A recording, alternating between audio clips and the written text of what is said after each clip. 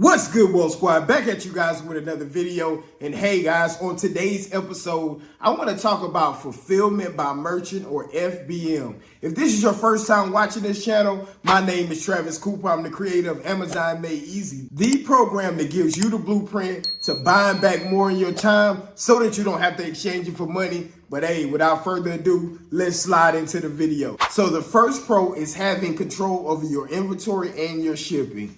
Whenever you do merchant fulfill, you're keeping all of your inventory in-house, right? So if you have 100 products, it's a little bit different than FBA. Instead of sending those products in the FBA's fulfillment center, you're keeping them close to the vest. Whether you stay in an apartment, you got a storage unit, a garage, your house, wherever, you have them on hand. So whenever a customer orders, it'll go straight to your email, or you'll get a text message if you have that notification on. From there, you pick the product directly from your location. Now, again, that leads into the second part, which is shipping. You control the shipping. You give yourself about 2 business days of 48 hours to pick, pack, and ship each order to the customer. That allows you, if you want to do anything special, add something as a bonus or a free gift, you can put that in there and make sure that each and every package is packed like a tank,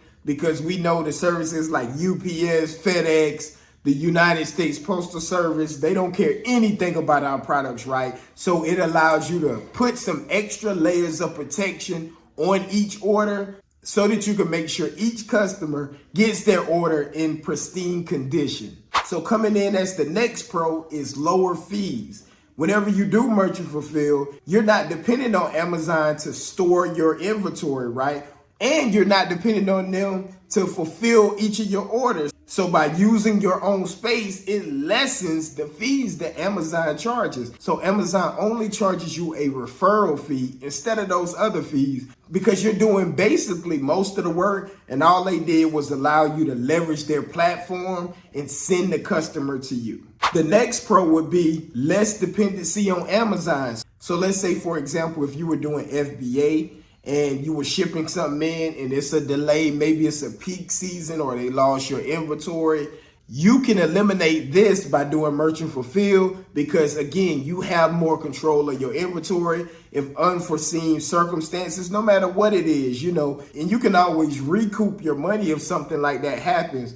But maybe it's that opportunity cost. Maybe it's Q4 or Q4, which is the last 3 months of the year. If you're an e-commerce seller and you're selling products in high demand during that time of the year, we know it is extremely important or essential that we have our items on Amazon active and ready to go. Merchant fulfill allows you to, as soon as you get that inventory, boom, it's automatically active. You don't have to worry about any delays in it checking in. So it's less dependency on Amazon's infrastructure and their system, and you control the ball game whenever you're doing merchant fulfill or FBM. Last but not least, the fourth pro is the long-term storage fees, right? You get to avoid them, because guess what? Like we said on the last one, you're not using Amazon's facilities at all. We're storing them right where we are. So the long-term storage fees will either double or triple depending on what time you watch this video. So the average month to month, at least in the media category, is about 30 to 50 cents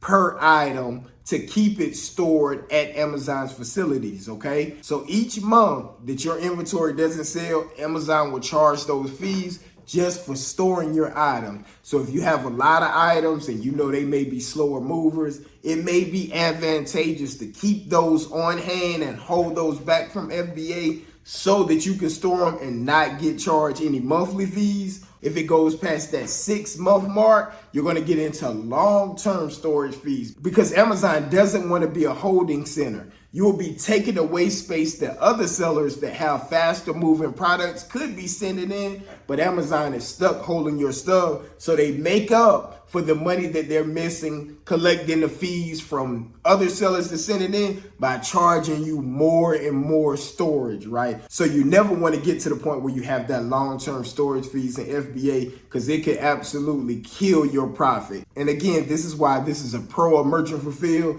because if you have the slower moving products, you don't have to worry about them increasing any fees or any fees at all. All right, now let's get into the kinds of FBM or fulfillment by merchant. All right, so the first kind, let's start with time and resources. Whenever you're doing merchant fulfill, as far as resources, you have to have a holding spot, no matter where it is, the storage unit, your house, your garage, your apartment. We have to have somewhere to store our inventory. So that could potentially be a kind if you're looking to scale your business and you don't have the space, depending on how you look at the side of the coin, it could be a kind if you're limited in that resource. Also with time, if you're limited on time, you're not going to have the availability to ship these orders out. Remember, customers want their orders fast. In the time and day that we live in, we need to get these things out as soon as possible.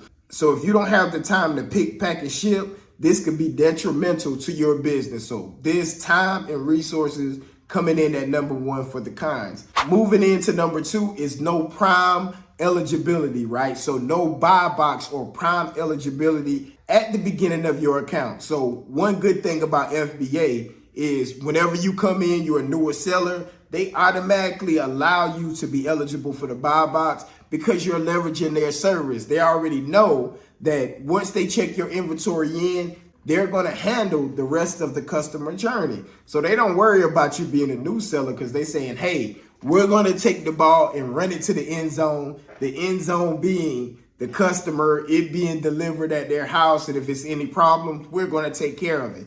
Now, when you're a newer seller on the platform, you haven't sold anything and you're doing merchant fulfill, they don't know how you're going to do business. You know, if they order some earbuds and you send a book, or they order a book and you send a MacBook, some people will probably be happy with that depending on how much the book costs and the condition of the MacBook, but they don't know you, right? So they give you about 2 to 3 months just to prove that you do good business. Then they'll open up the prime or the buy box eligibility. Once you show them that you do real business and you can deliver on what you're offering on their marketplace. So that's definitely a kind, it's a delay, because we know, if you haven't heard me talk about it in previous videos, that over 85% of the sales come through the buy box. So we need to be in the buy box if you're looking to scale and really turn up your Amazon business if you want to only offer on that specific listing. The next kind is customer service responsibilities. Again, this kind of ties in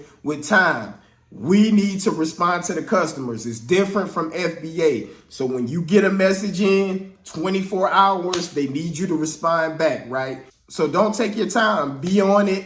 If it comes to your email, either you answer it as soon as you can or get a virtual assistant that take care of your customer service responsibilities, because they're expecting you to definitely stay on top of it, respond to these customers if they have any inquiries or any issues with their orders. We have to stay on top of it to be in line with Amazon's requirements. The next kind I would say is potentially having higher shipping costs. Now, we being smaller business owners, we haven't added as much value or have the relationship with these big shipping carriers, right? We can't get those discounts. So that's how Amazon, through FBA or fulfillment by Amazon, are able to give us super cheap discounted rates. Now, when you're doing merchant fulfill, guess what? They don't know us from a can of paint. I'm speaking of the shipping carriers. So we're building a relationship. You're going to start off getting the regular prices like everyone else.